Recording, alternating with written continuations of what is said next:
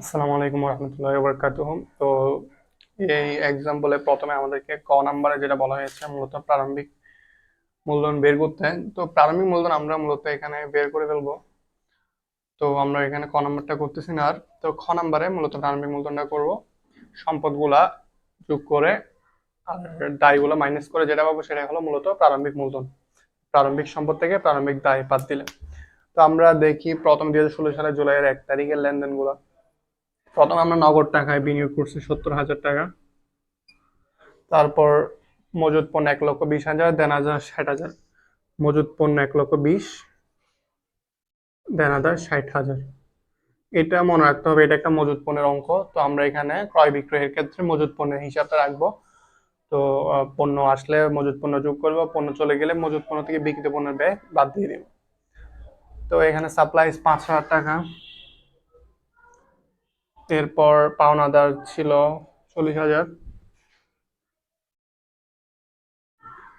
তো আমরা এটা এখান থেকে সম্পদগুলো অ্যাড করে 5,000টা মাইনাস করে দেব। তো এখানে পাবো আমরা 2,15,000 টাকা। তো এটাই ছিল মূলত প্রারম্ভিক মূলধন। এরপর যেটা লাইনে রয়েছে 5 তারিখে ধারে বিক্রয় করছে 60,000 টাকা এবং বিক্রিত পণ্যের ব্যয় 35,000 টাকা দেওয়া আছে। তো ধারে যখন আমরা বিক্রয় করি যাবে দেওয়া হয় দেনাদার হিসাব ডেবিট আর বিক্রয় বিক্রয় হিসাব ক্রেডিট। তো আমরা দেনাদার বাড়াইতে হবে, দেনাদার হিসাব ডেবিট হবে আর বিক্রয় হিসাবও ক্রেডিট হবে। এবং বিক্রয় যেহেতু আয়, এটা বিক্রয় আয়, ওইটা আমরা এখানে মূলধনের সাথে যোগ করে দিব, মালিকানা সত্ত্ব বাড়াবো। এখানে আরেকটা লেনদেন আছে একসাথে, বিক্রিত পণ্যের ব্যয় যেহেতু দেওয়া আছে, বিক্রিত পণ্যের ব্যয় ডেবিট হয়, মানে এটা একটা খরচ, আর ক্রেডিট হবে মজুদ পণ্য হিসাব। তো এটা হবে মূলত 45,000 টাকার। তারপর এখানে আমরা মূলধন থেকে 45,000 টাকা বাদ দিয়ে দিব, যেহেতু এটা বিক্রিত পণ্যের ব্যয়, বিক্রিত পণ্যের ব্যয়।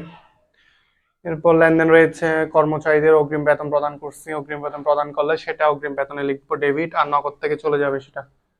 এটা হলো মূলত 10 তারিখে নগদ থেকে চলে যাবে 15,000 টাকা। আর সেটা আমাদের সম্পদ, যেহেতু অগ্রিম প্রদান করছি ওই জন্য অগ্রিম বেতন হিসাবে 15,000 টাকা যুক্ত হবে। এরপর যেটা রয়েছে নগদে পণ্য ক্রয় করছি, তো পণ্য ক্রয় করলে মূলত আমরা মজুদ পণ্যে লিখবো সেটা 15 তারিখে। তো আমাদের মজুদ পণ্যে যুক্ত হবে আমাদের মূলত 15,000 টাকা। তো এটা যেহেতু নগদে ক্রয় করছি ওই জন্য আমাদের নগদান থেকে চলে যাবে, নগদ টাকা ক্রেডিট হবে, ওই জন্য 15,000 টাকা নগদ থেকে চলে যাবে। এরপর রয়েছে পাওনাদারকে আমি 3,000 টাকা পাই, তো এখান থেকে আমি 29,500 টাকা প্রদান করছি। বাকি টাকাটা হচ্ছে বাট্টা, বাট্টা পাইছি বা এই ধরনের বাট্টা পাইলে ক্রেডিট হয়। তো মূলত এখানে বাট্টাকে ক্রেডিট না করে আমরা মজুদ পণ্যকে ক্রেডিট করবো। যখনই আমরা মজুদ পণ্য হিসাবটা ক্যালকুলেশনে আনবো বা মজুদ পণ্য হিসাব আসবে, মজুদ পণ্য হ্রাস বৃদ্ধি হবে, তখন আমরা বাট্টাটাকে মজুদ পণ্য থেকে বাদ দিয়ে দিব যখন আমরা বাট্টা পেয়ে থাকবো, কারণ মজুদ পণ্য তখন বাট্টার বদলে ক্রেডিট হবে। তো এখানে আমরা পেয়েছি, পাওনাদার ছিল আমাদের 30,000 টাকা, ওই জন্য 30,000 টাকা কমে যাবে। কিন্তু আমরা পেয়েছি মূলত 29,500 টাকা। এটা ছিল 17 তারিখে 29,500। আর বাকি টাকাটা হলো মজুদ পণ্য থেকে পাট্টা হিসেবে কমে যাবে। তো দেনাদারের 3% বাট্টা দেওয়ার পর আমরা 87,300 টাকা পাইছি। বাট্টাটা আমাদেরকে বের করতে হবে। বাট্টাটা বের করার, যদি আমরা বাট্টা বাদ দেওয়ার পর বলে দেওয়া থাকে, এটা বের করার নিয়ম হচ্ছে কি, এখানে আমাদের 87,500 টাকা বলে দেওয়া আছে, ইন্টু বাট্টাটা 100 থেকে মাইনাস করলে কত হয়, 97 হয়। উপরে হবে বাট্টাটার পরিমাণ। তা আমরা পেয়ে যাবো এখানে কত টাকা হবে, এখানে 27,300 টাকা ছিল এটা। তো মূলত এটা যোগ ভাগ আর এটার সাথে ভাগ করে 3 দিয়ে গুণ করলে 2,700 টাকা হবে মূলত। তো তারপর এখানে আমরা পেয়েছি মূলত এখানে 87,300 টাকা। এর বাট্টা আমরা ওকে প্রদান করছি 2,700 টাকা, এটা বাট্টা প্রদান করছি, ওই জন্য এখান থেকে মালিকানা সত্ত্ব থেকে প্রদান বাট্টা খরচ, বাট্টা খরচ। তারপর মূলত দেনাদার কমে গেছে কত, 90,000 টাকা টোটাল দেনাদার, যেহেতু আমাকে প্রদান করছে, আদায় করছে আমরা। অনাদায়ী পাওনার পরিমাণ ছিল 2,000 টাকা। অনাদায়ী পাওনাটা হলো খরচ আমার জন্য এটা দেনাদার থেকে কমে যায়, কারণ দেনাদার আমাকে এটা প্রদান করবে না। আর এটা 90,000 টাকা, এটা কমে যাবে, সরি। আর এটাও কমে যাবে। আর এটা কমবে 2,000 টাকা, এটা খরচ হিসেবে এখান থেকে মালিকানা সূত্র থেকে কমে যাবে। অনাদায়ী পাওনা। এরপর যেটা, 1 মাসের ভাড়া অতিক্রান্ত হয়েছে, 1 মাসের। তো 31 তারিখে 1 মাসের ভাড়া অতিক্রান্ত যেটা হয়েছে, আমরা 3 মাসে অগ্রিম দিছিলাম। 1 মাসের ভাড়া হয় কত? 15,000 হলো 1 মাসের 5,000 টাকা করে। এটা অতিক্রান্ত হয়ে গেছে, তাহলে এটা অগ্রিম বিমা থেকে অগ্রিম বেতন থেকে কমে যাবে। আর এটা খরচ হিসেবে দেখাইতে হবে আমাকে 5,000 টাকা। এটা বেতন খরচ। এরপর আমরা এটা যোগ করে দিব, এটা যোগ করে দিব, যেহেতু এখানে আর কোনো লেনদেন নাই। তো যোগ করার পর এটা আমাদের কত হয়?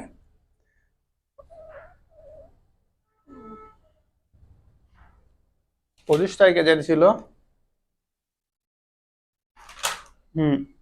তো এখানে থাকবে টোটাল যোগ বিয়োগ করার পর আমরা যেটা পাবো 97,800 টাকা। এখানে প্রত্যেকটি লেনদেনের পর উদ্ধৃত বের করা যায়, আমরা জাস্ট একসাথে করে ফেললাম।